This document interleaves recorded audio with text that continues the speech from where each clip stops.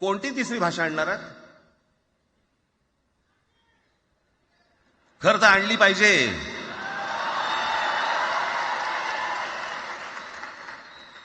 नाही, गंमत बघा, हिंदी भाषिक राज्य आहेत ती आर्थिकदृष्ट्या मागास,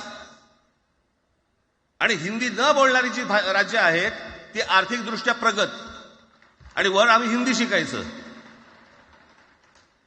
यांना हिंदीतून राज्य नाही सांभाळता आली,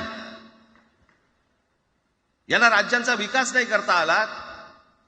जे हिंदी बोलत नाहीत त्या राज्यांमध्ये, हिंदी बोलत असलेल्या राज्यांमधनं नोकरी धंद्यासाठी लोक इकडे येत आहेत आणि हे म्हणतात हिंदी शिका. कोणासाठी शिकायचं? 5वी नंतर काय हिंदी चित्रपट सृष्टीमध्ये जाणार आहेत पोरगा? कोणासाठी शिकायचं? हिंदी भाषेबद्दल मला वाईट नाही वाटत. भाषा कोणतीही श्रेष्ठच असते, उत्तमच असते. मग ती मराठी असेल, गुजराती असेल, तामिळ असेल, पंजाबी असेल, बंगाली असेल, हिंदी असेल, अजून कुठचीही असेल. एक भाषा उभी करायला खूप प्रचंड तपश्चर्या लागते, खूप लोकांची मेहनत असते. एक लिपी उभी करायला खूप प्रचंड ताकद लागते.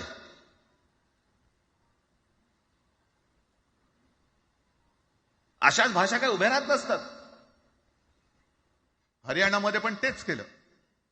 जाट लोकांना भडकवलं, जाट लोक एकत्र झाले, त्यानं वेगळं केलं, आणि जाटेतर सगळा जो काही समाज होता तो एकत्र करून तिकडे सत्ता प्राप्त केली.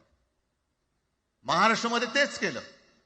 मराठ्यानं उचकवलं आणि मराठी तर सगळा एकत्र केला. बटेंगे तो कटेंगे ही भीती त्यांच्यामध्ये निर्माण केली की बघा ते एकत्र झालेत, तुम्ही जर का फुटलात तर ते तुमच्या डोक्यावर बसतील. झाले एकत्र. मराठी माणूस मराठी माणसाची भांडला आणि दिल्लीचे गुलाम आपल्या डोक्यावरती राज्य करायला लागले.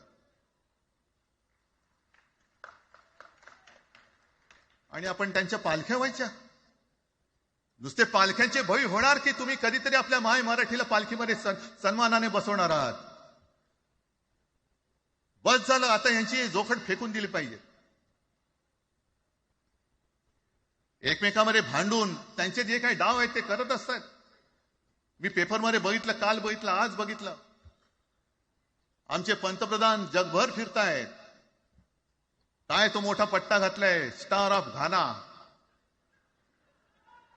कुठे आला घाना देश? इकडे घाण आणि तिकडे घाना, स्टार ऑफ घाना. पण एका बाजूला मोदींचा फोटो आणि दुसऱ्या बाजूला माझ्या महाराष्ट्रामधला शेतकरी कर्जबाजारी झालाय. त्याला बैल सुद्धा तर पोचवत नाही, बैल मिळत नाही, म्हणून त्या नांगराचं जोखड घेऊन तो शेती करतोय. मग एका बाजूला हा शेतकरी, त्याच्या खांद्यावरती गळ्यामध्ये ते नांगराचं जोखड आहे, आणि तिकडे आमचे पंतप्रधान स्टार ऑफ घाना.